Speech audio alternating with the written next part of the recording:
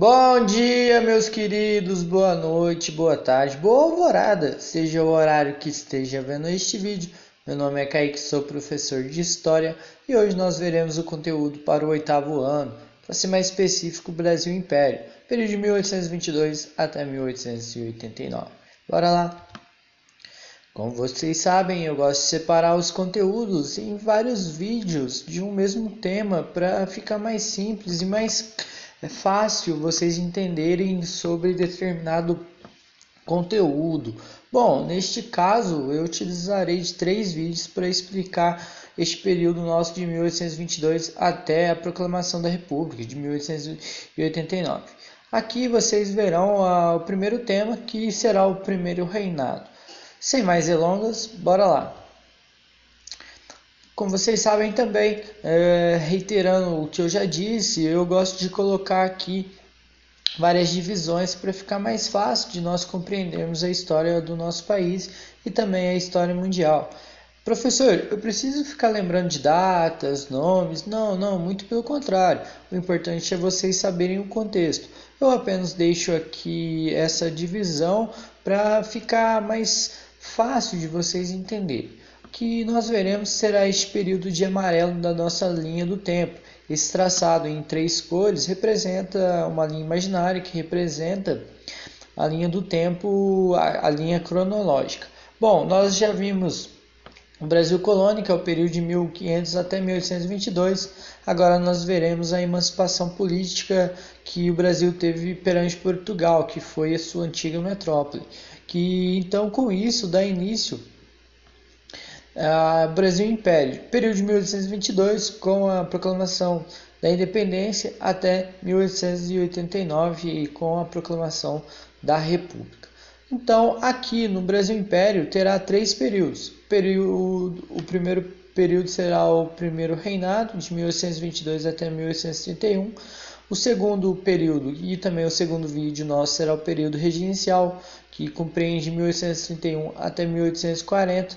E, por fim, o segundo reinado, que temos com o golpe da maioridade, que é o período que começa em 1840 e vai até 1889, governado pelos monarcas. Bom, como vocês sabem, agora nós iremos dar início ao Brasil Império. Essa matéria ela abrange o período governado por uma monarquia em nosso território. O início com a independência do Brasil perante Portugal, como eu já disse, e o fim, a proclamação da República, essa mesmo que eu comentei com vocês. Aqui será dividido em primeiro reinado, período regencial e segundo reinado. E essas fases são constituídas por várias transformações na estrutura política, social e econômica do Brasil. O primeiro reinado que nós veremos nesse vídeo, ele compreende esse curto período de 1822 até 1831. Bom, como vocês sabem, tem o início da proclamação da independência e o fim do primeiro reinado será a abdicação de Dom Pedro I. No ano de 1822, o Brasil tem sua independência e várias estruturas continuam as mesmas. O exemplo que nós temos é a escravidão, o poder político e o poder econômico dentro do Brasil. E aí surge uma disputa pelo poder político dentro do país emancipado. Os brasileiros, que basicamente são a elite rural, versus os portugueses, que são os comerciantes e a corte. Lembrando que o Brasil teve uma ruptura com Portugal, econômica, política e estrutural. Mas a gente tem que pensar também que existiam muitos portugueses no nosso território, inclusive a família real que governou o país até a proclamação da República é sim uma família de origem portuguesa. No ano de 1823 teremos a Assembleia Constituinte. Ela foi criada por Dom Pedro I, o mesmo que proclamou a independência do Brasil, e o objetivo dessa Assembleia era criar uma Constituição para o mesmo país. Era formada basicamente pela elite rural. E com isso, essa mesma elite criou uma Constituição que ficou conhecida como Constituição da Mandioca, por conta que essa Constituição ela determinava que a pessoa, para ter certo grau de envolvimento com a política, deveria ter um número estipulado de dinheiro. Então o dinheiro na época era equivalente à terra. A terra ela era muito preciosa no período imperial e com isso a pessoa deveria ter tantos alqueires plantados de mandioca e com isso ficou interligado à Constituição, por conta que para a pessoa ter poder de voto dentro da nossa nova Constituição, da primeira Constituição do Brasil, deveria ser um grande fazendeiro. A Constituição ela limitava o poder do imperador e os portugueses teriam que naturalizar-se. E aí com isso Dom Pedro I não gostou e fechou a Assembleia e outorgou uma nova Constituição, a Constituição de 1824. Ela foi a primeira Constituição do Brasil e vigorou até 1889. Aqui teremos o voto censitário, ou seja, para votar deveria ter determinada renda estipulada. Como eu disse para vocês, era muito levado em consideração que a pessoa para votar ela tinha que ter determinado valor em terras, e em terras muitas vezes plantavam, e aí que ficou a alcunha de Constituição da Mandioca. Bom, o Brasil seria uma monarquia constitucional, o Estado confessional católico também, ou seja, a união de Estado e Igreja. Teremos aqui dentro dessa Constituição o poder moderador, que aí ficou decidido que o Estado brasileiro ele ficaria dividido em 4 poderes. Basicamente o legislativo para elaborar leis, o judiciário para julgar leis e o executivo para julgar as leis. E por fim, o moderador, que o poder do rei é superior aos outros poderes. Ou seja, o poder do rei, do imperador, no caso aqui no Brasil, dentro dessa alcunha de poder moderador, ele é mais forte que as outras escalas do Estado. E também teremos a manutenção da escravidão no nosso território. Em 1824, a elite rural não aceita a Constituição, e a mesma elite rural se organiza em 3 grupos políticos. Primeiro, os conservadores, que o objetivo deles era continuar com o poder centralizado, centralizar mais ainda o poder. Eles queriam um governo dirigido por brasileiros. Teremos a divisão entre eles, e formando uma segunda ala, que são os liberais, que o objetivo era o poder descentralizado. Inclusive, eles queriam um governo dirigido por parlamentares em vez de um rei. E teremos, por fim, os republicanos, que são minoria e queriam um Estado republicano como a América Espanhola. E aí, com isso, a estabilidade cresce dentro do Brasil.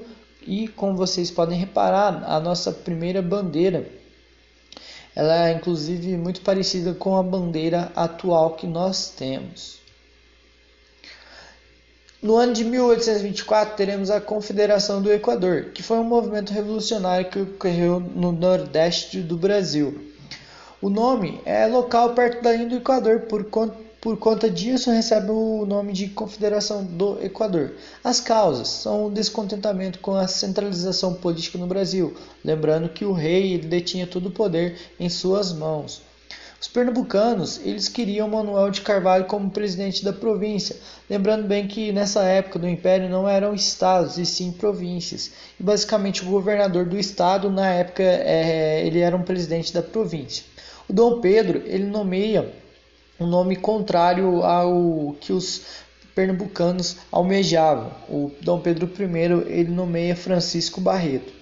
E aí também surgem rumores que Portugal atacaria o Brasil e retira tropas do Recife, o Dom Pedro I, para proteger o Rio de Janeiro, a capital. E aí tem o início a revolta e com forte apoio popular.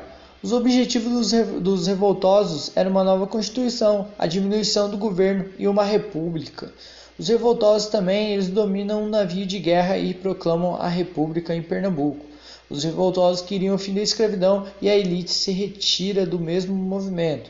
E aí 4.000 soldados imperialistas abafam o movimento e matam alguns líderes. O exemplo nós temos o Frei Caneca, que vocês podem reparar ele aí na imagem do monitor de vocês à direita. Teremos a Guerra da Cisplatina, de 1825 até 1828. O local, província da Cisplatina, Uruguai. Desde 1809, a Cisplatina ela pertencia ao Brasil e o território era muito disputado entre a Argentina e o próprio país. No ano de 1825, Juan Lavalleja, ele era um militar político uruguai. Recebia ajuda da Argentina e declara unido a mesma. E aí tem o início dos conflitos armados do Brasil versus a Argentina. Inclusive, não houve vitoriosos. No ano de 1825, a Inglaterra, com medo do país ganhar força, ela faz um tratado de paz entre os ambos, entre Argentina e Brasil. No ano de 1825, o Uruguai passa a ser um país livre. E aí o Brasil, ele aumenta a crise interna e a credibilidade de Dom Pedro I cai muito. Os jornais criticam abertamente o governo de Dom Pedro I. No ano de 1826, Dom João VI ele morre e o mesmo era pai de Dom Pedro I. Miguel, segundo filho de Dom João, ele almejava o trono português. O Dom Pedro I deixou ao lado as questões do Brasil para se preocupar apenas com Portugal. E Dom Pedro I queria que sua filha assumisse o trono português, por isso se envolveu tanto com as questões portuguesas. No ano de 1829, Libero Badaró, um italiano jornalista liberal e vivia no Brasil. Ele era o maior opositor de Dom Pedro I. Ele é assassinado no Rio de Janeiro e a culpa cai em cima de Dom Pedro I. E aí surgem inúmeras manifestações contra Dom Pedro I. No ano de 1829 tem a falência do Banco do Brasil e um ano depois, em 1830, Dom Pedro I decidiu ir em Minas Gerais para fortalecer o seu poder e inclusive não foi bem recebido. Surge aí as Noites das Garrafadas, que foi no dia 12 de 3 de 1831. O Dom Pedro chegando em Minas Gerais, ele aqui não foi muito bem recebido. Ao momento que chega no Rio de Janeiro, os portugueses deram uma festa de boas-vindas para Dom Pedro. E aí os brasileiros não gostam, lembrando que tinha essa rixa política entre brasileiros e portugueses, e surge uma briga de garrafas contra os portugueses. E aí a imagem de Dom Pedro I ela estava muito abalada, inclusive pelo assassinato do seu principal crítico. E aí a crise do trono português se agrava também. No ano de 1831, Dom Pedro I ele renuncia ao Império Brasileiro, deixa o trono ao seu filho Dom Pedro II, com 5 anos de idade. Deixa a regência até o Dom Pedro completar a maioridade a José Bonifácio e volta para Portugal e luta na Guerra Civil Portuguesa. E no ano de 1829 teremos o fim do primeiro reinado e início do período regencial no Brasil. Espero que vocês tenham gostado. Qualquer dúvida eu estarei à disposição e até a próxima aula. Tchau!